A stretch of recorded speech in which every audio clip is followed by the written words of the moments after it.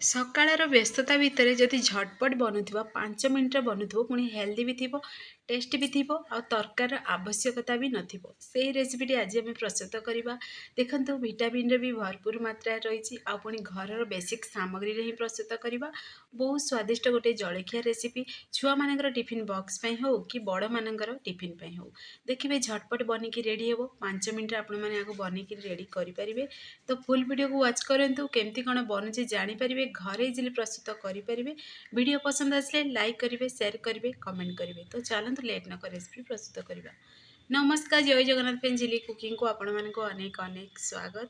ତ ପ୍ରଥମେ କିଛି ପନିପରିବା ନେବା। ଦେଖିବେ ଏଇ ରେସିପିରେ ଭରପୁର ମାତ୍ରାରେ ପନିପରିବା ଆଡ଼୍ କରନ୍ତୁ, ଦେଖିବେ ବହୁତ ସ୍ୱାଦିଷ୍ଟ ଲାଗିବ। ତ ଏଠି ଦେଖନ୍ତୁ ପତଲା ପତଲା ପିସେସ୍ରେ ବନ୍ଧାକୋବି କଟିଂ କରିଛି, ଆଳୁକୁ ବି ଗ୍ରେଟ୍ କରିଦେଇଛି ଆଉ ଅଳ୍ପ ଟିକେ କଞ୍ଚା ଲଙ୍କାକୁ ଛୋଟ ଛୋଟ ପିସେସ୍ରେ କଟିଂ କରିଛି। ଯଦି ଛୁଆମାନଙ୍କ ପାଇଁ ବନାଉଛନ୍ତି ତାହେଲେ ଆପଣମାନେ ଏଠି କଞ୍ଚା ଲଙ୍କାକୁ ସ୍କିପ୍ କରିପାରିବେ। ଆଉ ଟମାଟୋକୁ ବି ଛୋଟ ଛୋଟ ମୁଁ ଏଥିରେ ପିସେସ୍ରେ କଟିଂ କରି ଆଡ଼୍ କରିଛି।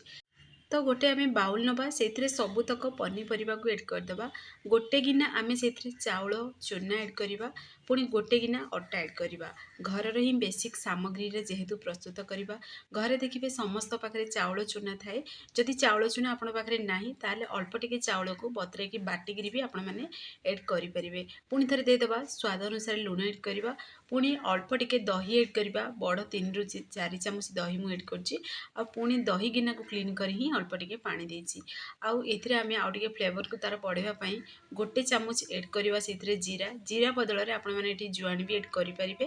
ତ ଜିରା ଏଠି ପୁରାପୁରି ଅପସନାଲ୍ ଅଛି। ଆଉ ଚାହିଁଲେ ଏଥିରେ ଧନିଆ ପତ୍ର ବି ଆଡ଼୍ କରିପାରିବେ, କସ୍ତୁରୀ ମେଥି ବି ଆଡ଼୍ କରିପାରିବେ। ତ ଏବେ କ'ଣ କରିବେ ନା ଆମେ ଭଲସେ ମିକ୍ସ କରିଦେବା। ଆପଣମାନେ ଚାହିଁଲେ ଏଠି କିଛି ମସଲା ବି ଚାହୁଁଛନ୍ତି ଯଦି ଆଡ଼୍ କରିପାରିବେ, ଏମିତିରେ ବି ଚାଟ୍ ମସଲା ହେଉ।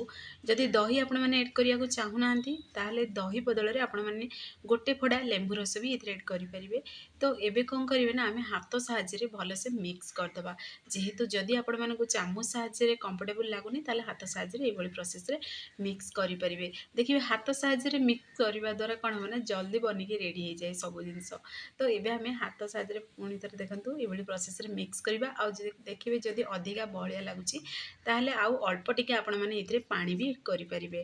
ତ ଆମର ଏଠି ଦେଖନ୍ତୁ ବେଟରଟି ବନିକି ଏବେ ରେଡ଼ି ହେଇସାରିଲାଣି, ତାକୁ ଆମେ ସାଇଡ଼୍ରେ ରଖିଦେବା। ଏବେ ଚାଲନ୍ତୁ ଆମର ଆଗ ପ୍ରଣାଳୀ ଆମେ ପ୍ରସ୍ତୁତ କରିବା।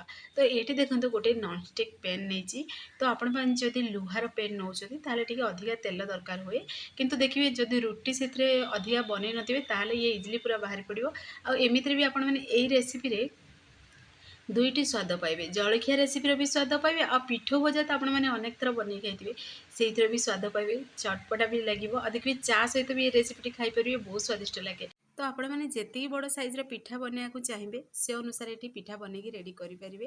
ତ ଦେଖନ୍ତୁ ଅଧିକା ପତଲା କରିବେନି କି ଅଧିକା ବହଳିଆ କରିବେନି, ପୁରା ମିଡ଼ିୟମ୍ ରଖିବେ। କାହିଁକିନା ଦେଖିବେ ଅଧିକା ପତଲା ରଖିଲେ ଚଳିବ, କ୍ରିସ୍ପି ବନିବ, କିନ୍ତୁ ଦେଖିବେ ଅଧିକା ଯଦି ତାକୁ ବହଳିଆ ବନେଇଦେବେ ଆଉ ମୋଟାଳିଆ ଟିକେ ବନେଇଦେବେ ତାହେଲେ ଦେଖିବେ ଚାଉଳ ଚୁନା ଗୁଡ଼ାକ ମାନେ ଚାଉଳ ଚାଉଳ ଖାଇଲା ଭଳି ଲାଗିବ, ଏତେ ସ୍ୱାଦିଷ୍ଟ ଲାଗିବନି। ତ ସେଥିପ୍ରତି ଟିକେ ଧ୍ୟାନ ଦେବେ। ଗୋଟେ ସାଇଡ଼୍ ଟିକେ ଫ୍ରାଏ ହେଇସାରିବା ପରେ ଏବେ ଚାଲନ୍ତୁ ଓଲଟେଇ ଦେବା ଆମେ। ତ ଦେଖନ୍ତୁ ପୁରା ଇଜି ପ୍ରୋସେସ୍ରେ ବାହାରି ପଡ଼ୁଛି। ତ ଓଲଟେଇ ସାରିବା ପରେ ପୁଣି ଥରେ ଆଉ ଗୋଟେ ସାଇଡ଼୍ ଟିକେ ସିଝିବାକୁ ଦେବା, କିନ୍ତୁ ଘୋଡ଼େଇକିରି ହିଁ ତାକୁ ସିଝିବାକୁ ଦେବେ ଯେହେତୁ ସେଥିରେ ପନିପରିବା ଗୁଡ଼ାକ ଏଡ଼୍ ଅଛି। ତ ଏଇଭଳି ଦେଖନ୍ତୁ କଭର୍କୁ ଯଦି ବନ୍ଦ କରିକି ଟିକେ ବନିବାକୁ ଦେବେ ତାହେଲେ ପନିପରିବା ଗୁଡ଼ାକ ସିଝିଯିବ ଆଉ ଖାଇବାକୁ ବହୁତ ସ୍ୱାଦିଷ୍ଟ ଲାଗିବ। ତ ଦେଖନ୍ତୁ ଦୁଇ ପଟ ସାଇଜ୍ ଯାକ କେତେ ବଢ଼ିଆ ଆମର ଫ୍ରାଏ ବି ହେଇସାରିଲାଣି ଆଉ କେତେ ବଢ଼ିଆ ପୁରା କଲର୍ ବି ଆସିଗଲାଣି। ତ ଏଇଥିରେ ଅଧିକା ତେଲ ବି କିଛି ଆଡ଼୍ କରିବା ଦରକାର ନାହିଁ। ଦେଖିବେ ଗୋଟେ ଚାମଚ ତେଲରେ ବି ଏଇ ରେସିପିଟି ବନିକି ରେଡ଼ି ହେଇଯିବ। ତ ଦେଖନ୍ତୁ ଫାଇନାଲି ଆମର ଝଟପଟ ବନିକି ରେଡ଼ି ହେଇସାରିଲା ସକାଳର ଜଳଖିଆ ପାଇଁ, ବହୁତ ବଢ଼ିଆ ଗୋଟେ ଟିଫିନ୍ ରେସିପି। ତ ଆପଣମାନେ ଏଇ ରେସିପିଟି ଘରେ ନିଶ୍ଚୟ ଟ୍ରାଏ କରନ୍ତୁ, ଦେଖିବେ ସମସ୍ତେ ଘରେ ପସନ୍ଦ କରିବେ। ତ ଏଠି ଯଦି ଆପଣଙ୍କ ଘରେ ଚାଉଳ ଚୁନା ନାହିଁ ତାହେଲେ ଆପଣମାନେ ସୁଜି ଆଉ ଅଟାରେ ବି ବନେଇ ପାରିବେ ଏଇ ରେସିପିଟି, ନହେଲେ ମଇଦା ସୁଜିରେ ବି ବନେଇ ପାରିବେ। ଆପଣମାନଙ୍କ ମନ ପସନ୍ଦ ଅନୁସାରେ ଆପଣମାନେ ଏଠି ବନାନ୍ତୁ, ଦେଖିବେ ଘରେ ସମସ୍ତେ ପସନ୍ଦ କରିବେ। ଆଉ ଦେଖନ୍ତୁ ଆଉ ଗୋଟେ ବି ମୁଁ ଆପଣମାନଙ୍କୁ ଏଠି ବନେଇକି ଦେଖେଇ ଦେଉଛି। ରାତିରେ ବି ଦେଖିବେ ଯଦି ଭାତ ବନେଇବାକୁ ଇଚ୍ଛା ହେଉନି, କିଛି ମାନେ ରୋଷେଇ କରିବାକୁ ଯଦି ଇଚ୍ଛା ହେଉନି ତାହେଲେ ଏଇଭଳି ପ୍ରୋସେସ୍ରେ ବି ଆପଣମାନେ ବନେଇକିରି ଖାଇପାରିବେ, ବହୁତ ସ୍ୱାଦିଷ୍ଟ ଲାଗେ। ଆଉ ଘରେ ବି ଦେଖିବେ ସମସ୍ତେ ପସନ୍ଦ କରିବେ। ତ ମୁଁ ହାତ ସାହାଯ୍ୟରେ ହିଁ ଦେଖନ୍ତୁ ସେଇଥିରେ ଏଡ଼୍ କରିଛି। ଯଦି ଆପଣମାନେ ଆଉ ଟିକେ ବେଟରଟା ପତଲା ବନେଇବେ ତାହେଲେ ଆପଣମାନେ ଏଠି ବେଲା ସାହାଯ୍ୟରେ ବି ଏଡ଼୍ କରିପାରିବେ।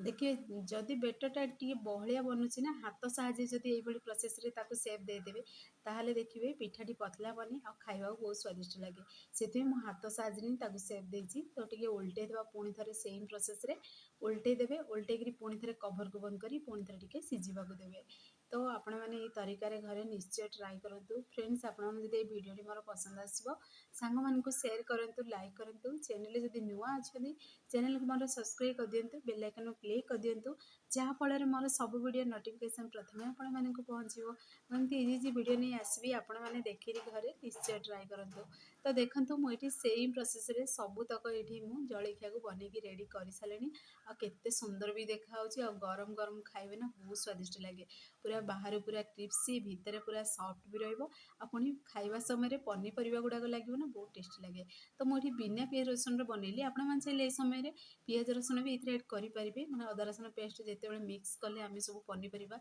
से समय एड करेंगे पियाज भी छोट छोट पीसेस कटिंग करेंगे तो आपण मैंने नोटिस करेंगे देखो भितर केते सॉफ्ट अच्छी आ बाहर पूरा क्रिप्सी रेसिपीटी तो आपण मैंने घरे निश्चय ट्राए करूँ जदि फेसबुक पेज देखुं फॉलो करूँ से पर्यटन रोचे पुणी एक नया रेसिपी नहीं आसबि।